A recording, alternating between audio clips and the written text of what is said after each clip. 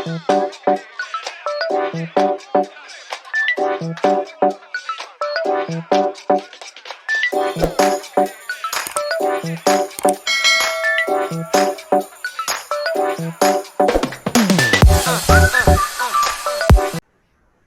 everyone. So as per our discussions yesterday, we have concluded that we will be discussing regarding root 2 and root 3 rationality. This is the most important topic of CBSE examination. Any proof of rationality will definitely be asking to your examinations. Okay, so we can do this. So we have to prove that root 2 is irrational. We don't have any other thing to express ourselves. So we are just thinking that we will take the reverse of this. That is, we are assuming something which is opposite of this. What is the opposite of irrational? We know that we have studied. So I'm just imagining, as per my assumption, I'm thinking that root 2. So I'm assuming. A contrary, I'm imagining. I assume root 2 as rational. As a contrary, I have assumed the root 2 as rational. And you know what is a rational number. What is actually a rational number? Any number which you can express in the form of p by q. Any number in the form of p by q where p and q are integers, both are integers, and q should not be equal to 0. This is actually a rational number. So I'm just thinking root 2 is equal to p by q. Obviously, when I'm writing a rational number, we have studied several times that we have to think that this, we have to make this into the most least form. That is, we have studied equivalent ratios and all. So we have to make it into equivalent ratio, the least ratio or the least form we have to make this p by q. So imagine then p by q I'm writing, and if something common is there, I have cut and I have got the answer as a by b. Okay, so I am writing root 2 is equal to a by b, where this a and b are co-primes. What do you mean by co-prime? Co-prime means A and B should not have any common factor. Not have any common factor. A and B should not have any common factor. That is my assumption. Okay, these all are my assumptions related with this.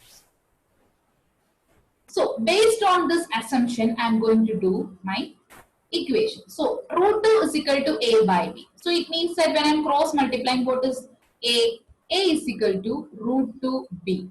When I am writing a is equal to root 2b, this is my equation number 1. If I am squaring it, if squaring equation number 1, what will I get? A square is equal to 2b square. Root 2 square will be 2 and b will be b square.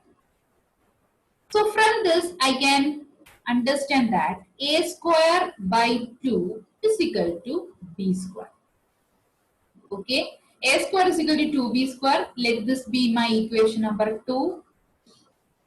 Because as squared, I got my answer as a square is equal to b square. Let it be equation number 2. And from this, I got a square by 2 is b square. Anything divided by 2, I got a definite answer. It means that this a square is divisible by 2. Is it? Yes, surely. So 2 divides this a square. That is a definite thing you understood by this. 2 divides a square. That means a square by 2, I am getting a definite number now. That is why I can say that 2 is divisible for a square. So 2 divides a square. So therefore we can say 2 divides a also. This is the conclusion I got from the first assumption. That means 2 divides a square is 2 divides a. You know that. I will give you one example. 2 divides 16. Suppose 16 is what? 4 square. Any number I am saying. 2 divides 4 square. I am just saying 2 divides 4 square. Yes, 16 divided by 2. I will get a definite answer as 8. Then if I am saying 2 divides a, this is a square. So 2 divides 4. That is also correct. And I will get a definite answer.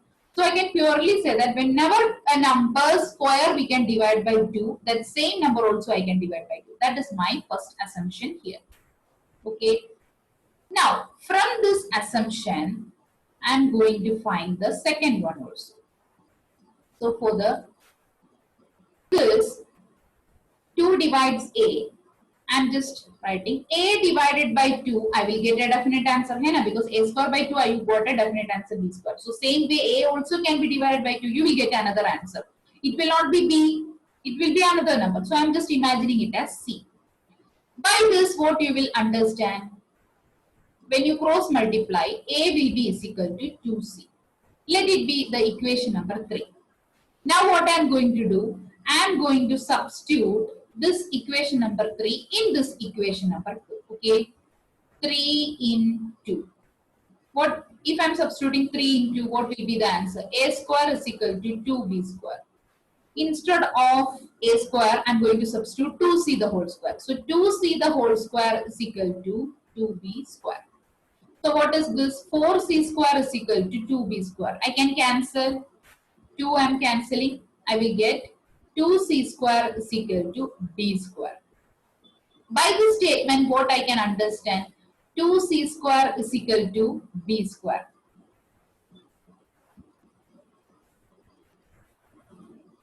I will do the balance here.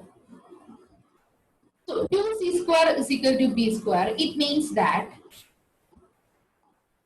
B square by 2, I am taking this 2 down, is equal to C square. Understood? So same way what we have concluded this first assumption, we are going to conclude in second also.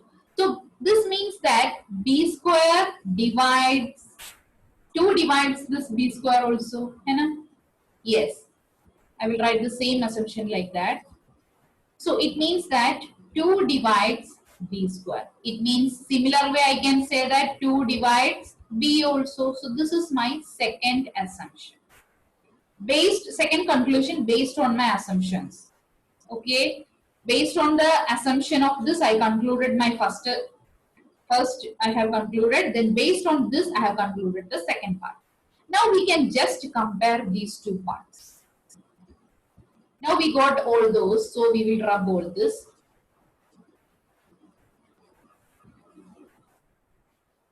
Now what I will understand by this, children? 1 and 2. So it means that 2 divides B and 2 divides A. But what was our assumption? Based on what assumption we have started? A and B does not have any common factor. Then can any number divide B or A? But it is proved that here 2 can be divided. Both the numbers 2 can be divided. It means that A and B have some common factor. So this is contrary.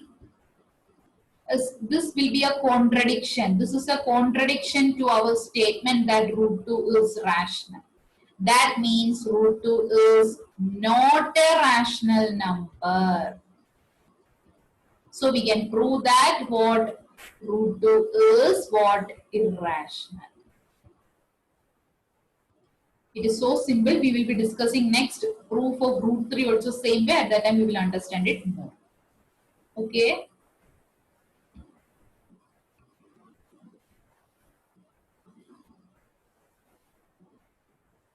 Now, so we are going to do root 3 is irrational. We are going to prove.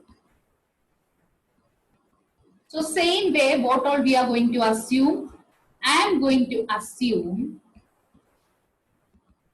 root 3 is rational. Same way before. So as root 3 is rational number, I know that root 3 I can write in the form of P by Q. So after cutting and making into least form, I got that root 3 is equal to A by B. From this, by cross multiplication, I will get A is equal to root 3B. This is my equation number 1. With this equation, and I am going to square my first equation. Everywhere for the proof of this root 3, root 5, root 7, everywhere you have to do the same procedure. So, by squaring equation number 1, we will get A square is 3B square. This is my equation number 2. By this equation, I come to know that a square by 3, I am taking this 3 here. A square by 3 is equal to b square. Okay. It means what?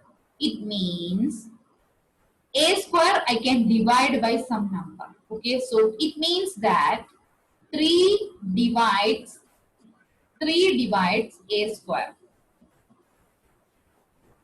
3 divides a square. Therefore, we can say that 3 divides a also. This is our first conclusion from the assumption. Okay. And next what we have done, as I said, so based on this conclusion, we have to do the first one. That is, as 3 divide a, that means a by 3 should be any value c. So again, when I am cross multiplying, I will get a is equal to 3c. So what do you mean a is equal to 3c? Then what we can do a. So now I got a is equal to 3c. Now what I will do? I will use 3 in my equation number 2. So instead of a, I can place this 3c. So 3c the whole square is equal to 3b square. That is 9c square is equal to 3b square. So 3 and 3, 9 we can cancel and we will get 3c square is equal to b square. By that, I understood what?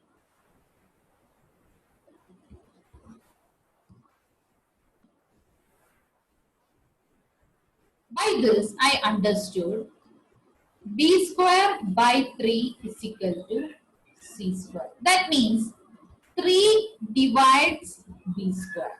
So therefore, I can say similarly 3 divides b also. This is my second conclusion based on the factors. So I said that, so based on these two, when I am combining and writing, 3 divides a and also 3 divides b. This is first and second conclusion I occurred. But we know that as A and B are the coprime. In the assumption, we know that A and B are coprime. Before we have written before. So A and B are coprime means it does not have any common factor. But in this statement, we got that 3 can be divided both. So 3 is the common factor. We got it as the conclusion. So it is a contrary to our assumption. So our assumption is wrong. Assumption is wrong, and we have proved that what root 3 is rational. I hope everybody understood this. So this is a simple proof, and you can deal with this regarding same way only, root 5, root 7, root 11. What all numbers are there, you will be able to do this in the same way. Thank you everyone. Have a nice day.